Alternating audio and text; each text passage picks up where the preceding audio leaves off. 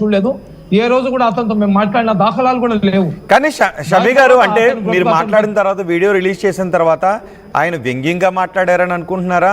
భయంతోనేనా? ఎందుకంటే రక్షణ కల్పించాలి అంటే, నేను తర్వాత వచ్చి రేపు వచ్చి క్షమాపణ చెప్తాను కానీ నన్ను చిత్రహింసలు చేసి చంపొద్దు, నాకు ప్రాణ భయం ఉంది అన్న దాంట్లో వ్యంగ్యమైన భయం కూడా ఉందా? మీరు చేసిన ఆ వీడియో ప్రభావం ఒక సమాజం మీదో ఆయన మీదో ఒక ఎఫెక్ట్ చూపెడుతుందని ఏమన్నా అనుకుని ఉండుంటారా?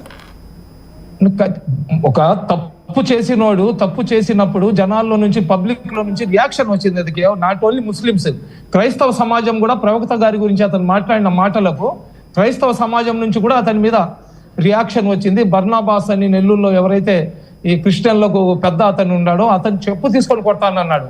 అదే విధంగా చాలా మంది పాస్టర్లు ఇతను ప్రవీణ్ పగడాలా కాదు, ఇతను ప్రవీణ్ జగడాలా, ఇతను జగడాలు చేసేవాడు, ముస్లింలకు క్రైస్తవులకు కలుపుకొని మనం రాష్ట్రంలో జరుగుతున్న పరిస్థితుల మీద అందరూ ఏకతాటి మీద రావడానికి ప్రయత్నం చేస్తుంటే ఈ ప్రవీణ్ పగడాల అనేటి వాళ్ళు విదేశాల నుంచి నిధులు తీసుకొని వచ్చి క్రైస్తవ సమాజాన్ని భ్రష్ట పట్టించే ప్రయత్నం చేస్తున్నారు. కాబట్టి ఆ ప్రవీణ్ పగడాల అనే దానికి చెప్పుతో కొడతానని చెప్పి మాట్లాడిన వీడియో క్లిప్పింగ్స్ కూడా నా దగ్గర ఉన్నాయి.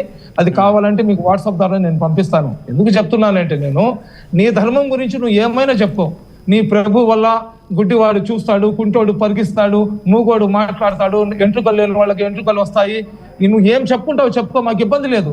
సేమ్ టైం నువ్వు హిందూ దేవతలు ఏం చేస్తున్నారు, లేదా ఇస్లాంలో మహోత్ప్రత ఏం చేశారు, అల్లా ఏం చెప్తున్నాడు, నీకు అవసరం లేదు, నీ ధర్మం కాదు అది. సో ఈ వ్యాఖ్యలన్నీ తెలుసుకొని నీ ధర్మం 10 మందికి చెప్పావు. ఇతర ధర్మాలను అవమానపరిచే పరిస్థితి, అవమానపరచాల్సిన అవసరం ఎవరికి లేదు. ఆ విధంగా ఎవరు చేసినా తప్పే అది. మా ప్రవక్త గురించి ఎవరు తప్పుగా మాట్లాడినా కానీ నేను బ్రతికినన్ని రోజులు వాళ్ళని నేనైతే వ్యతిరేకిస్తూనే ఉంటాను.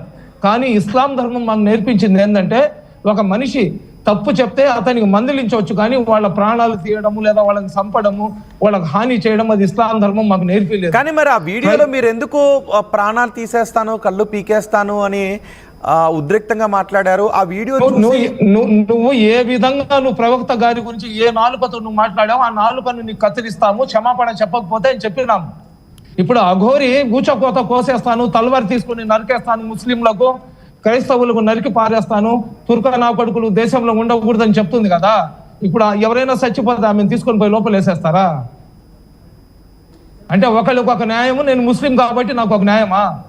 ఈరోజు క్రైస్తవులందరూ మాట్లాడుతున్నారు, ఆయన దేవి దేవతలు, ఆయన మర్యాద పురుషోత్తముడు శ్రీరామచంద్రుడి గురించి మాట్లాడాడు. స్త్రీలలో ఉత్తమైన స్త్రీ మహాప్రతివర్త సీతాదేవి గురించి మాట్లాడినాడు. అది మాట్లాడినప్పుడు ఎందుకు మాట్లాడాలండి?